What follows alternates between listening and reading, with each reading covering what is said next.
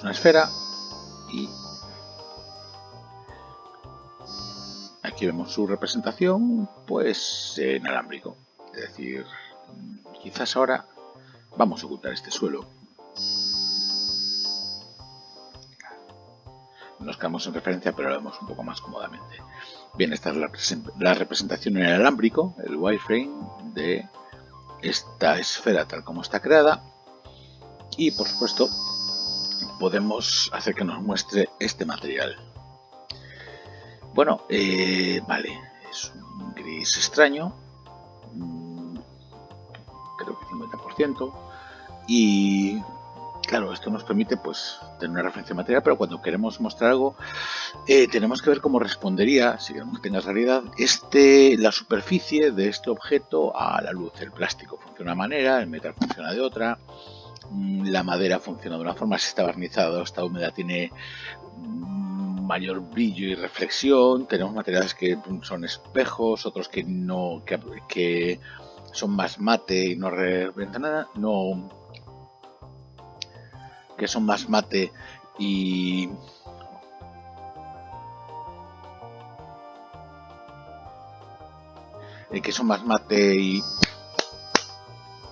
tenemos otros que son más mate y no tienen reflexión, no reflejan la superficie. Entonces, bueno, pues claro, ¿cómo hacemos para ver esto? Pues ahí es donde para representar esto, pues ahí es donde entra a tener en cuestión los shaders y los materiales. Entonces, pues por ejemplo, este objeto ahora mismo tiene un shader del tipo Lambert y nos representaría pues una superficie sin brillos, pero con sus características. Casi vamos a hacer otra esferita más. Vamos, estas dos. A una le vamos a asignar un material nuevo, directamente aquí. Asignar un nuevo material, vamos a dejar el Lambert estándar y le vamos a aparecer un nuevo Lambert, ahí lo tendríamos. Y vamos a esta de otra esfera y le vamos a asignar material, un foam mismo. Foam muy bonito para plásticos y metales y otro tipo de superficies, aunque realmente sirve para todo. Hay que usar unos renders con, digamos, dispersión de la luz por debajo de la superficie para hacer pieles, otros materiales, pero bueno, es verlo un poquito por encima para entender los conceptos. Bueno, fijaros, a las mismas condiciones de luz, una tiene un brillo y la otra no, y eso que los colores son similares. Vamos a añadir un punto de luz, crear luz puntual, estaría, y por supuesto necesitamos que se pueda ver esta luz.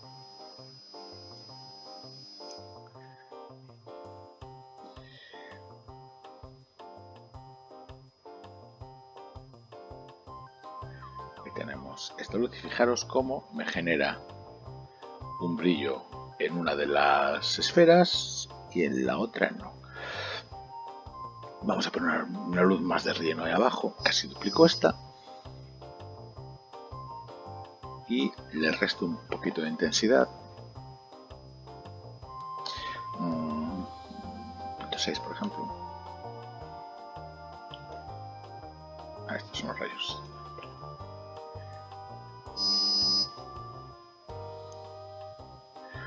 La intensidad está aquí. Y casi hacemos una contra, ¿no? De puestos.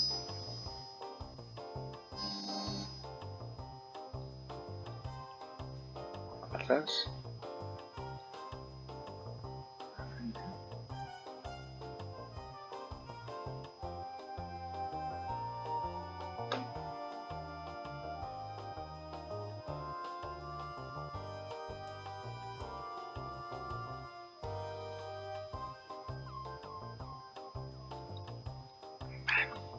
Puede tener un poco luzamente, pero esto me vale para entenderlo. Fijaros, esta luz provoca dos brillos, está también aquí, y sin embargo esta no tiene brillos. Es decir, la respuesta de las superficies a la luz son distintas y es ahí donde entran a formar parte de los materiales. Veamos esta esfera. Su material es de tipo Lambert, tiene un color gris, que por cierto podríamos cambiarlo. Vamos a tirar a un color así como arcilla. Y hay más elementos a destacar en esto, que es por ejemplo su cantidad de difusión, es cómo responde, digamos, a la tonalidad del material, es decir, una mayor absorción o matizado, es decir, absorbe totalmente la luz o devuelve un porcentaje bastante elevado. Fijaros que se aclara bastante. Vamos a dejarlo en estándar, que creo que da 0,8, está así. Podemos hacer que el material sea transparente. Por cierto, casi en lugar de seleccionar esto para no tener ese el alámbrico encima, pues vamos a seleccionar solamente los materiales. Este es Lambert 4. Entonces, pues ahí puedo modificar la transparencia. Casi para ver la transparencia vamos a poner un objeto detrás cualquiera. Hago un nuevo cubo, lo para atrás y lo estiramos. Ahí está. Habíamos dicho que lo iba a seleccionar aquí.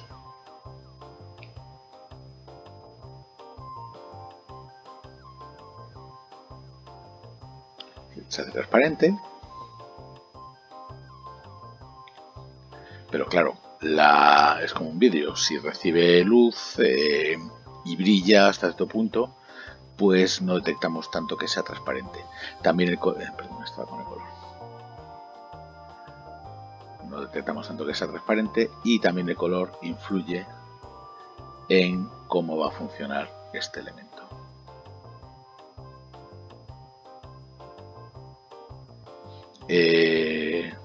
Vamos a resetamos, bueno, lo dejamos la transparencia a 0 para que sea perfectamente opaco. Estaría. Podemos darle también un color ambiente, es decir, preiluminamos para hacer lo que sería los rebotes de luz en cualquier espacio, que hace que los elementos no sean totalmente negros en las zonas más oscuras, o incluso una incandescencia que emita iluminación. Si fuéramos a hacer una bombilla, un globo blanco, pues tendríamos que manifestar este parámetro. Translucencia y translucencia no se aprecia excesivamente si no es en render, pero bueno, esto sean las características de ese material.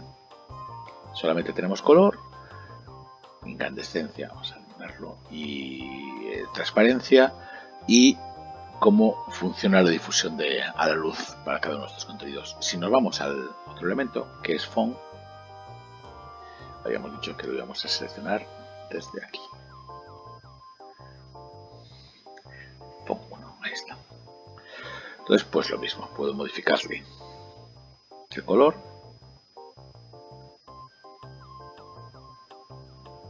y para verlo, color, su transparencia también, color ambiente, la incandescencia, la difusión, recuerdo es lo mismo, y tengo una serie de valores más, que son la potencia del coseno, que me afecta directamente a cómo va a, digamos, a reflejar la luz. A estar los hotspots, los puntos de brillo de la luz, más puntual o más abierto, que sería en función de la dispersión o de la rugosidad del material en su superficie. Los metales y las superficies barnizadas tienden a ser puntuales, y sin embargo los objetos con la superficie más rugosa tienden a tener los brillos de menor intensidad y más repartidos. Por supuesto, podemos valorar la cantidad de reflexión de la especularidad y reflectividad y otras características que no lo vamos a ver todavía en esto, sino cuando vayamos al procesado final de imagen, que lo veremos un poquito más adelante. No hay más shaders, en este caso, bueno, hay propios de sistemas, pero vamos a ver si añadimos un nuevo. lugar de añadir, voy a modificar este font. Seleccionamos el font. En este caso digo, mira, no quiero que sea un font, sino hazme directamente un bling. Es otro tipo de brillo con otras características. También esto hace unos plásticos bastante bonitos. Entonces tengo, como siempre, la difusión, el color, y en este caso lo que tengo es la excentricidad de los brillos. Casi sí que lo vamos a seleccionar de nuevo aquí para no tener la esfera manchada. Bling, ahí está. Y entonces pues puedo modificar también la excentricidad. Si no lo suelto aquí, mala cosa, ¿verdad? Ahí está. Entonces puedo modificar la excentricidad, que lo que hace es la distribución, me emula la rugosidad del elemento. Esto es casi una superficie barnizada o un metal. Y aquí lo que tenemos ya es una expansión más, pero es una superficie un poco más rugosa. Pero claro, una superficie tan rugosa no reflejaría tanto el blanco, tendría mayor absorción. Y aquí tenemos la absorción de la luz que se genera. Si nos vamos a algo más metálico y puntual, subiríamos esa absorción.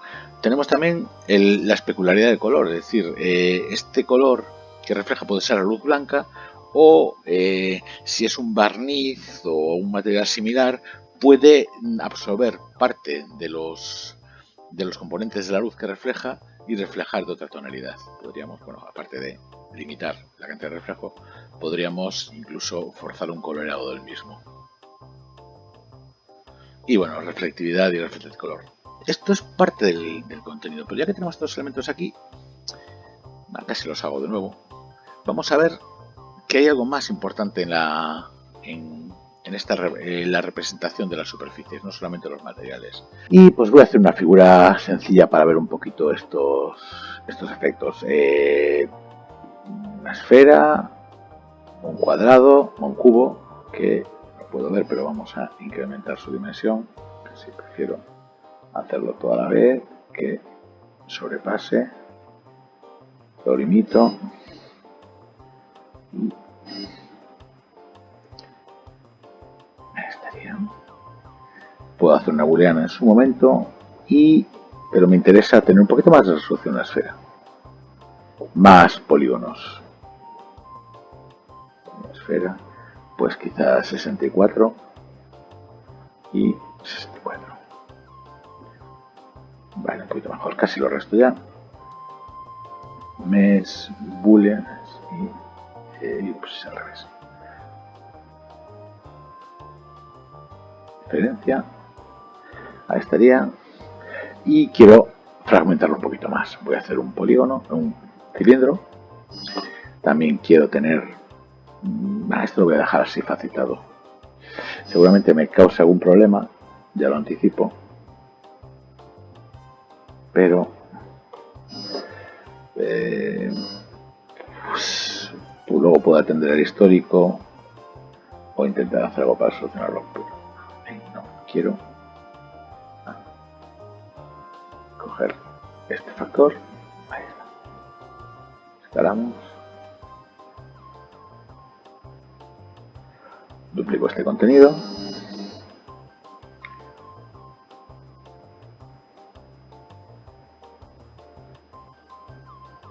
Y mira, este sí que lo voy a subir más. Pues dame 64 a mí. Voy a dejar uno muy facilitado para ver la diferencia. Bueno, selecciono los dos objetos, los incrusto casi. Voy a verlo bien, ahí estaríamos.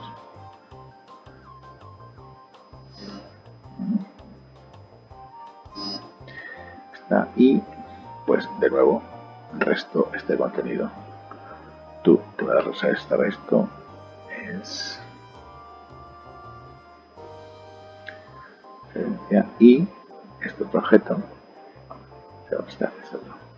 me ha generado ahí un polígono pero no es un problema. Bueno, bien, fijaros, este elemento, ahora tal como lo vemos, el cuenco, esto es un cenicero bastante típico de los 70 y supongo que también de los 60. Fijaros la suavidad que tiene el cuenco y cómo también los cilindros está suavizado. Sin embargo, bueno, aquí también un poco, se nota menos porque están bastante faciados. Sin embargo, estos son caras. Son caras sin más, puras y duras. Vamos a forzar de verlo. Display. Este es el aspecto real del elemento. Si tenemos luces ahí. Casi vamos a ponerle un material un poco más metálico para que sea mucho más evidente. Sí, lo generamos nuevo. Añadir un material nuevo. Hazme un bling. Y... un poquito atrás, ahí estamos. Pues... muy especular. Bájame su excentricidad. Incrementame todo el contenido y quítame difusión. Vamos a intentar hacer un metal e incluso también un color un poquito más oscuro. Y si tal, quitando un poquito hacia azul, me he pasado tanto para que parezca un poco cromo. Ahí estaríamos. Me ha quedado un poco más gente. Aquí está mi monitor. Bien, fijaros, se ven las facetas y el brillo responde a ellas. Por supuesto, estos triángulos que son más amplios se ven mucho más claro que estos. Entonces, esta continuidad está basada en la relación de la transición entre las aristas de un vértice a otro. Es decir, si selecciono de nuevo este elemento y digo, oye, mira, quiero que todas las aristas sean blandas. Mesh Display y suaviza todas las aristas. El interior del bol sí que funciona igual que antes, pero ahora fijaros que la transición es un tanto extraña. Intenta en los cambios pues de casi 90 grados. Fijaros que intenta seguir el brillo, pero hace una cosa extraña. De lejos sí que funciona bien, pero si me acerco, queda este borde que antes era duro, hace algo que es ilógico. Y ya no hablemos de esta parte de aquí. Entonces sí que podemos, pues eso, gestionar hasta qué punto son duras o blandas los cambios de aristas. Si vengo aquí, Mesh Display, valóramelo en torno a 30 grados, quizás 50, 60, vamos a probarlo, aplicamos. Ahí está. Fijaros, ahí funciona. Entonces tengo la transición, ahí se producen unos artefactos.